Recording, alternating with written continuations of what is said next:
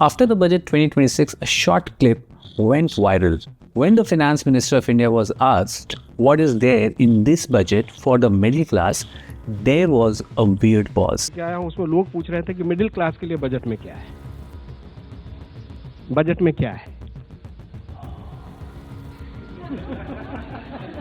That pause felt like a tight slap on the face of the middle class people. The opposition also tweeted that this budget has nothing for the middle class. Tax के ऊपर tax दे रहा हूँ मैंने अपनी salary से तो tax चला गया कि मैं शॉप पे गया, मैं कुछ भी परचेज करने जा रहा हूँ, वहाँ भी टैक्स दे रहा हूँ. You need to bring it down a lot because you're not paying only just income tax, maybe of 40% or 35%. But anything you buy, any small thing, be it petrol or be it any consumer item, you're still paying tax.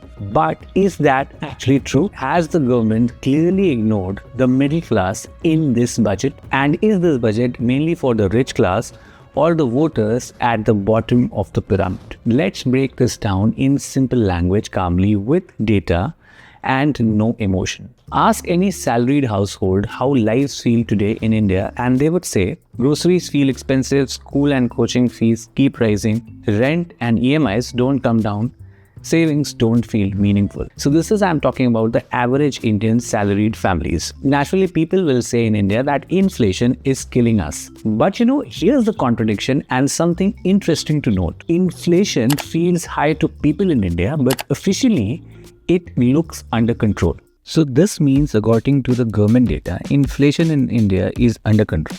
It is within RBI's target range. Just for the context, the RBI has a target to keep the inflation between 2% and 6%.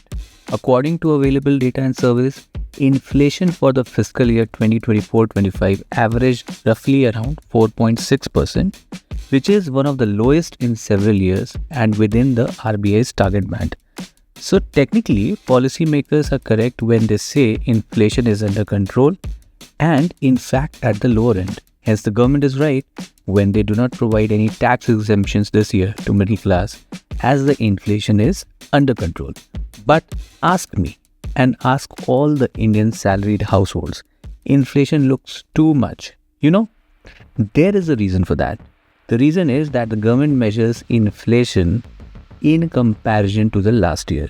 It compares prices to last year, not to pre-COVID life. So when we compare the prices of items from pre-COVID life, that is let's say 2018, the inflation is way too much. So low inflation today does not mean that the prices have risen low. It only means prices are rising slowly from an already high base last year. Let me give you a simple example. Assume this is 2019, before COVID. Let's say something like chicken costs rupees 100 in 2019. Now look at India's inflation over the next 6 years. If you compound this inflation, then rupees 100 would become somewhere around rupees 138. That means something that costed rupees 100 in 2019 now costs roughly around rupees 138. That is a 38% increase in the price level. Yet, when you see at the government's data, it only shows you an inflation of 4.6% because it gives you the inflation in comparison to the last year. And this is why people in India do not feel a low inflation, although the government data suggests that the inflation is well under control. Now, the harder question, did salaries keep up? Because if salaries had kept pace with the prices, the frustration wouldn't exist. And here we need honesty and simplicity to define whether salaries have increased or kept up with the rising prices in India. So first thing first, Indian salaries did not collapse in India. It means that it was not that bad of a situation with the Indian salaries. Employment improved and some sectors in India did well. Let me know in the comments which sectors you think have done well in the past 10 or 20 years. But here's the uncomfortable truth. Salary growth in India did not compensate fully or meaningfully for the post-COVID inflation. In simple terms, your salary growth was not able to meet the rising prices of your daily needs, from food to beverage to transport to medicines. Now, the data in the recent years shows that the inflation averaged around 6 to 7%. And when we look at the data for the average salaries or the wages of the working class, it grew at an average of 7%.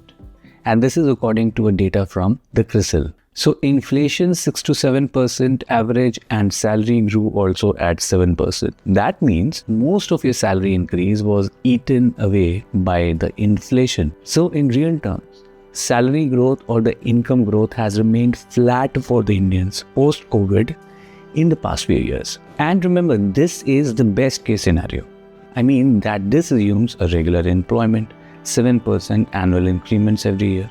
Now ask a simple question, how many salaried Indians actually got steady 7% hikes year after COVID? So the reality is that outside some of the high growth pockets or the high growth jobs, many didn't get this 7% hike also year over year after COVID. Which means for a large section of the middle class, real salaries actually declined, even as the CTC numbers looked higher on paper. So when people say in India that life feels more expensive and the income hasn't really moved, they're not being emotional. They're describing a real income or salary squeeze in India. This is because the prices of consumer items jumped post-COVID, whereas the salaries were never able to keep pace with the rising prices. And that is, my dear friend, the economic pressure and the anger sitting underneath the middle class in India. And hence they were looking forward to the budget 2026, which could give them some relief. The kind of reliefs that are given to the middle class in other countries like the USA. But remember, in this video, we are not going emotional and we'll answer everything using logic.